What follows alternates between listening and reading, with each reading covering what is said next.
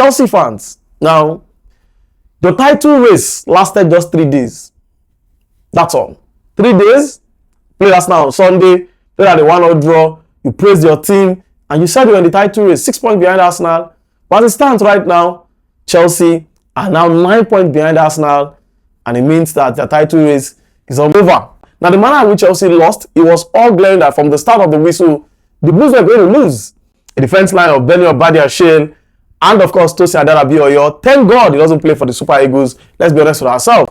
Tosin is somebody who should have looked at his game, games after games after games, and look at himself and say, if you're going to play football at this highest level, you need to improve. And there's no time to second guess when you play at the highest level with clubs like, of course, whether it's Chelsea, Arsenal, Real Madrid, Barcelona, Manchester United. Yes, errors are bound to happen. When they become consistent, it means that player is maybe not ready for the top level. But away from that, it's easy to say that Chelsea's title, race or title ambition came up for 3 days and ended in 3 days. So it lasted for just 3 days and it ended for Chelsea. Now, the 9 points behind Arsenal, and let's be honest with ourselves, it will take more than a miracle of epic proportion for Chelsea to win the Premier League this season.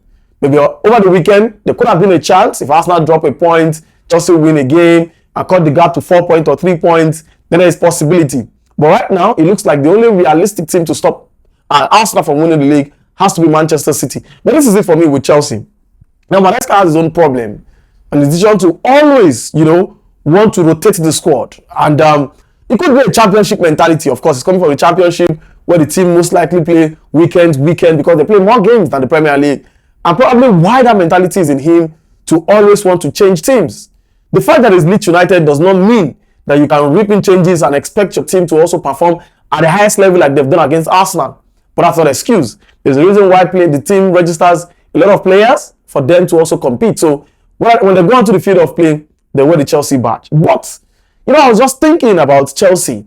Beyond Enzo Maresca and their fans, their lousy fans, let's also look at the Chelsea board and how they failed, in my own opinion. Because I'm looking at Chelsea's, forward line. That's their attackers. Of course, add the wingers and what have you.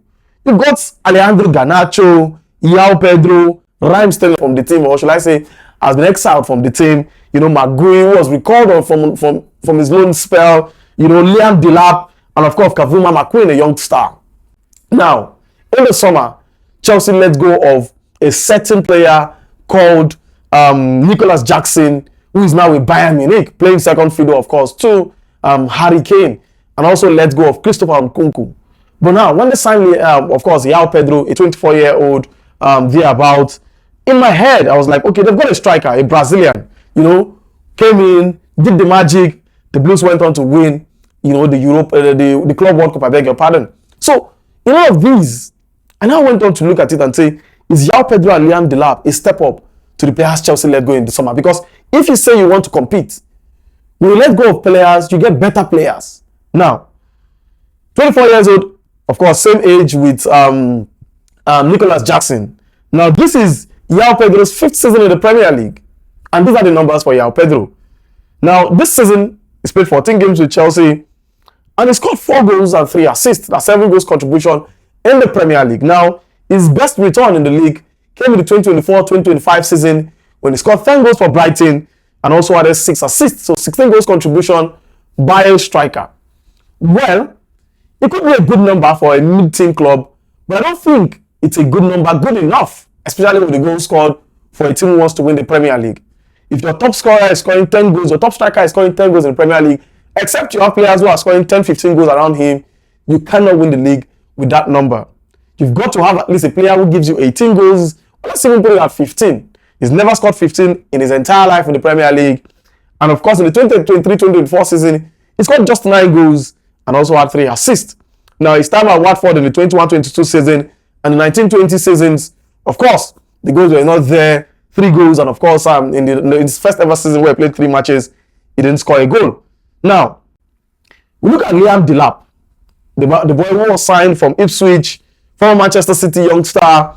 It's his 4th season in the Premier League as a player, and you look at his numbers in his first season in City, he barely had, of course, just 1 game in the 2021 season, just 1 game in the Premier League. In the 2021-2022 season, also just 1 game in the Premier League. and did not score in any of these, games.